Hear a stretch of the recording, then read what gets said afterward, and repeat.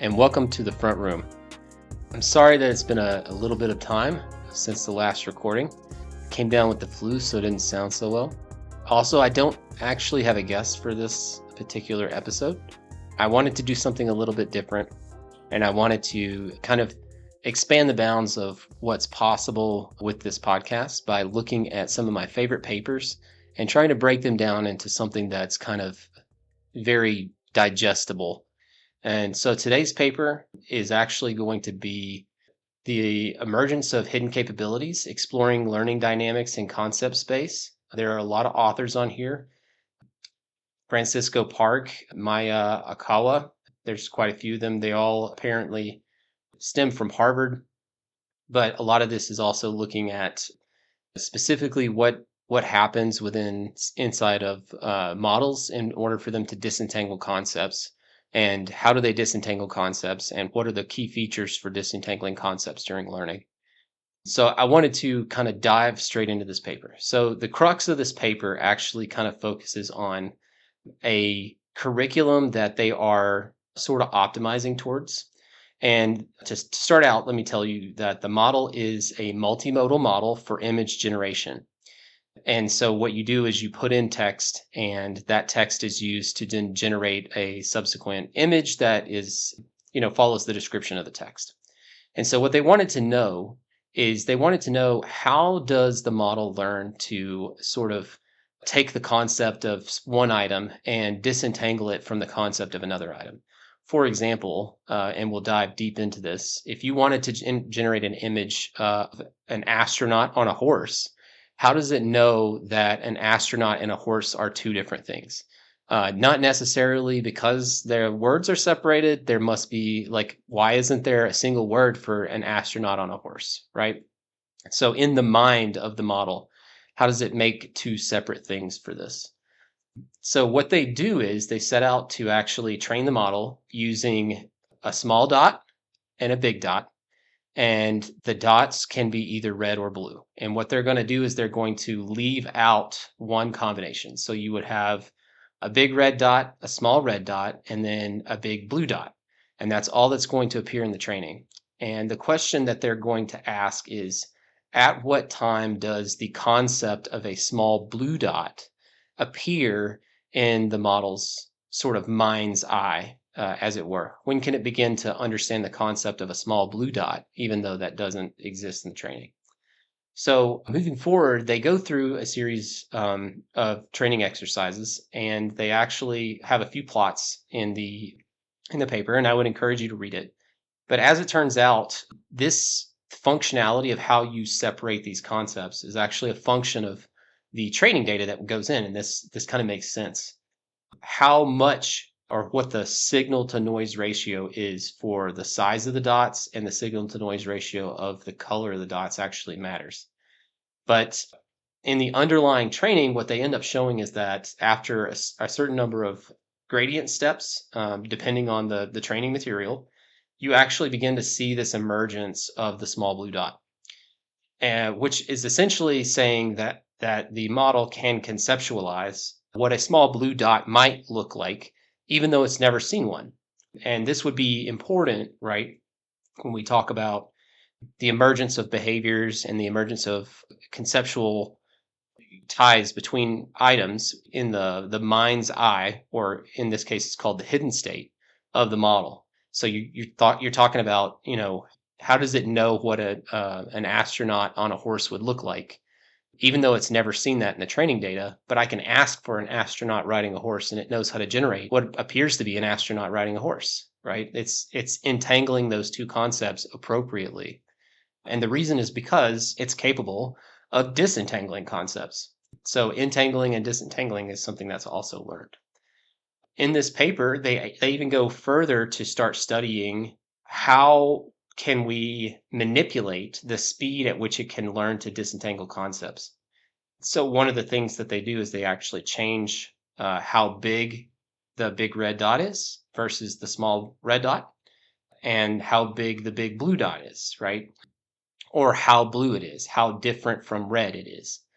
They actually change those things and scale them, and they find that as they make them more and more different, as the signal gets stronger for the concept that they want to teach, the emergence is faster. So you essentially are helping by kind of creating this high signal curriculum. This is actually why it's one of my favorite papers. And this is not because it has to do with AI. The thing that makes this my favorite paper with that concept is because of what that says to us about learning in general. When we're not looking at this as an artificial intelligence paper, but as an intelligence paper where we're studying intelligence, the practice of learning is reflected in this particular experiment, and the things that are required for that practice are reflected in it as well. Things like reducing the amount of noise in your curriculum so that you are directly explaining the concepts that you want your students to grasp, because this type of learning includes human behavior and human learning. Using things like adding noise and subtracting noise from data sets, this all affects learning. If you continue to read through the paper, you actually see things like in figure 4, where you actually see the convergence as the signal is changed for red and blue and big and small dots. And these are learning over time. So if you think about this from the human perspective, most of us, I think, can think back to a class where we just did not seem to grasp the concept that was being taught, and then all of a sudden it seemed to kind of all fall into place. And I kind of feel like that we kind of describe these as aha moments, but in a lot of cases what's happening there, in my opinion, is that concepts are becoming disentangled. We're finally getting over that noise hump, and we're starting to make sense of the material that is being presented to us. We're finally disentangling the ideas and things that our instructor or professor wanted us to disentangle, but we were just too caught up in the noise to begin with. I think studying things like this actually gives us kind of a leg up in understanding how learning works, and we could probably use things like this to be able to design curriculum around the signals or the concepts that we actually want to target, and then be able to use that as a better method for training individuals. I think on top of that, if we were to use things like large language models or artificial intelligence models to help guide students using methods like this, that we might could speed up learning. We could make it much more efficient. We could also do things like tracking the students' behavior and tracking the students' performance to be able to give guided instruction to the student to help them get back on track. If there's something that they're missing or if they're spinning their wheels on a particular thing, we can reframe the curriculum in a particular way to remove the noise that's actually harming their learning. And we could use, things like this to be able to identify what that noise is so that we can remove it. Large language models would be good for looking at things from different perspectives. And sometimes that is the noise, at least in my academic experience. That's been the thing that holds me back, is not being able to conquer that noise in the curriculum to be able to grasp the concept to move forward. In academics, these things happen on sort of like a ticking clock. You have like a few weeks and then you have to take a test. So you're only given a certain amount of time to grasp the concepts. And you have to essentially practice with those concepts as much as possible in order to disentangle them before that clock runs out and you have to take the test. So I think adding things like artificial intelligence to these interactive classrooms and to these learning experiences could help with things like that. If you look at figure 5, when I was talking about the concept signals, this is where they begin to test those concept signals. Figure 5 is actually it's a very beautiful plot, but these concept signals actually are showing that the noise in the curriculum is directly tied to how quickly it can converge on that concept and actually put that into the space. Later in the paper, they go down and they reperform the experiment, and they use a strawberry and they use an apple. and they use a red and a yellow apple and a red strawberry. And what they would like to try to generate is they're trying to generate what is a yellow strawberry. And they want to try to see if, like, can you disentangle the color red from strawberry? And that's an interesting second perspective on it, right? To try to produce a yellow strawberry, because that's no different than, say, a small blue dot, right? Like, there shouldn't be any difference there. Like, you should be able to conceptualize what a yellow strawberry looks like. I also find, like, doing that, by doing this, that they have a lot of erroneous productions of red strawberries when the generation is specifically asking for yellow strawberries. And they talk about this as under specification, essentially in the concept learning, where the model is not capable of disentangling the concepts because red and strawberry are so entangled. You might even say that, like, a color of red is strawberry. Strawberry is strawberry red. And I think maybe that's partially why we might be able to say, like, the name of a fruit, like it's apple red or candy apple red. And this is sort of like the practice of entangling two concepts, because red is a color and candy apple is actually not a color. But we would describe a color using that language. They also talk about how this underspecification delays the ability of the model to produce out of distribution generalizations, like producing that yellow strawberry, and that because of that, it actually increases the time to generalization to be able to produce things that are out of distribution. I also think that that's interesting, because it's essentially saying, like, because you're tying this word strawberry to the color red, and you don't have anything that says that strawberries can be a different color, it sort of prolongs the entanglement of those two concepts. They do talk about later in their discussion why they would want to study this concept space. And their target is actually studying this because they want to study what is the difference between memorization and generalization. And you can kind of see, like, how this would apply to that, because memorization would essentially be that you could not disentangle concepts, while generalization is fully disentangled concepts in that space. And so from that point of view, they're really trying to ask, like, how do we reach generalization faster? Like, what are the things that contribute towards generalization? And how can we use those things to get training to generalize faster? The target back when this paper was written is sort of centered around this concept of grokking, where a large language model may train for a very, very, very long time, and it may seem to stagnate at a certain loss. But what has happened is that loss stagnation is essentially marking the extent of memorization before the model eventually changes its strategy and begins to generalize its conceptual compression of the data set in order to reduce the loss. Previously, and I think some still refer to this behavior as grokking as we train models. And so this paper was actually targeting that. But going back to, like, looking at the effects, is grokking something that happens with human learning? That's something that maybe we should ask ourselves, is like, do we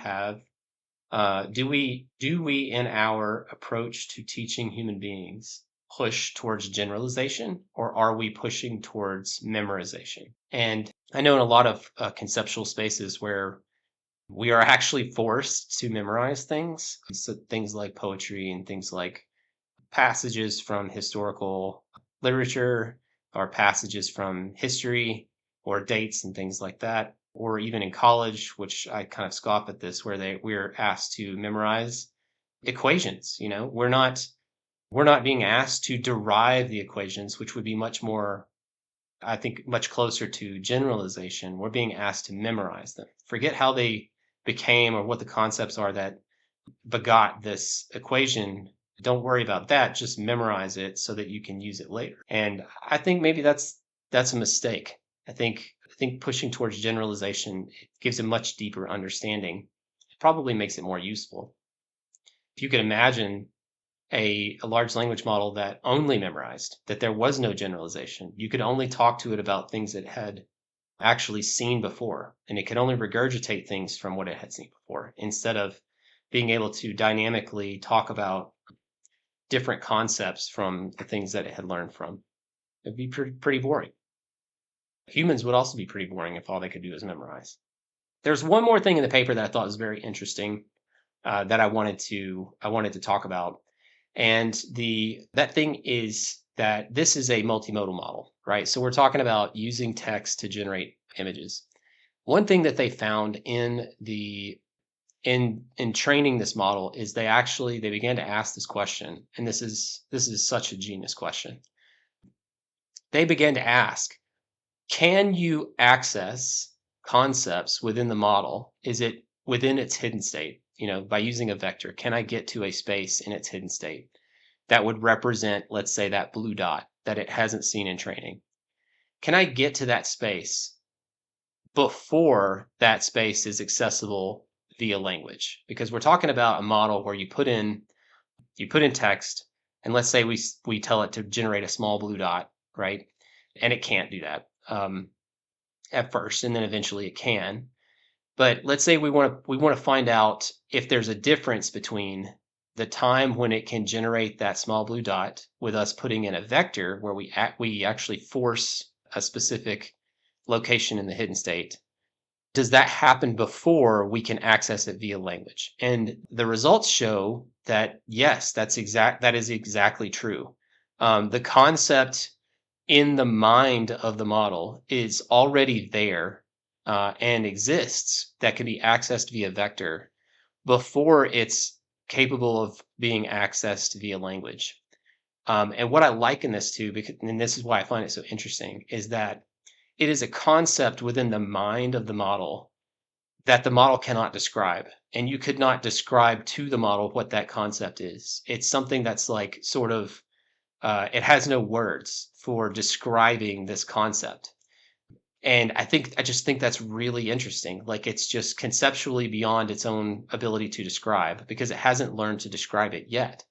And I find that very interesting because I think that happens a lot, and it can be the reason that we have breakdowns in communication as humans. We typically, if you to think of a parallel here, if you look at two cultures that are different in even in small ways, let's take for instance, Japanese culture versus Western culture. Wabi sabi, that's a good one. Wabi sabi in Japanese culture is essentially taking and I have it's not a single word, right? But is a lot of words to describe this concept. Is the beautification of the repair of a broken thing. It is essentially observing the beauty of an item that has been broken by repairing it with something that's very precious. In a lot of cases, it's gold or silver that they make these repairs with. And so, in this particular instance, wabi sabi is not something that you could directly translate to English, but it is something that could be described in English. And as going back to this paper, that's kind of what's happening here is that there is this concept of this blue dot, the small blue dot that exists within the model, but there isn't this description of this small blue dot that could essentially get us to just fully describing that concept within the model. At least not until training continues later and the concepts are fully disentangled. But it's just such an interesting reflection to me to see these behaviors in artificial intelligence when they are commonly present in human intelligence. And it's just very interesting. I think just as some final thoughts, one of the reasons that this is one of my favorite papers is going back to a conversation that I had with a close friend of mine when I first got into artificial intelligence. And I had built my first classifier model and had started working in NLP back around 2016. The more I learned about machine learning and artificial intelligence, the more I was convinced that as we study this particular type of engineering and in the software space, I think we're less studying artificial intelligence and we're more studying just intelligence. I said to both of my colleagues as we were riding in the car, I said the thing that I think will happen the most in our pursuit of artificial intelligence is that we will learn a lot about ourselves.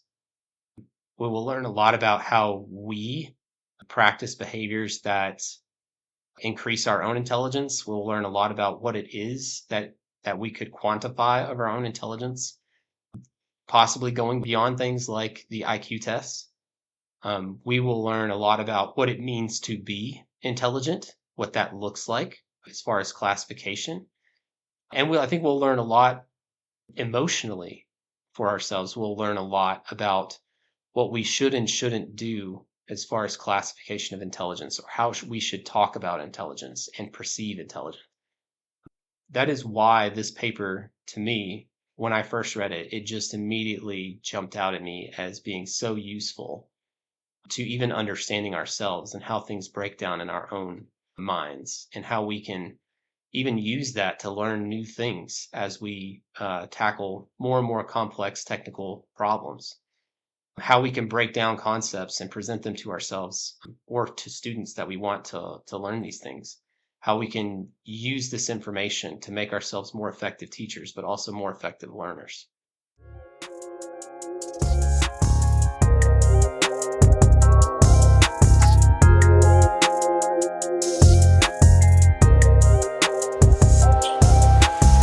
You've been listening to The Front Room.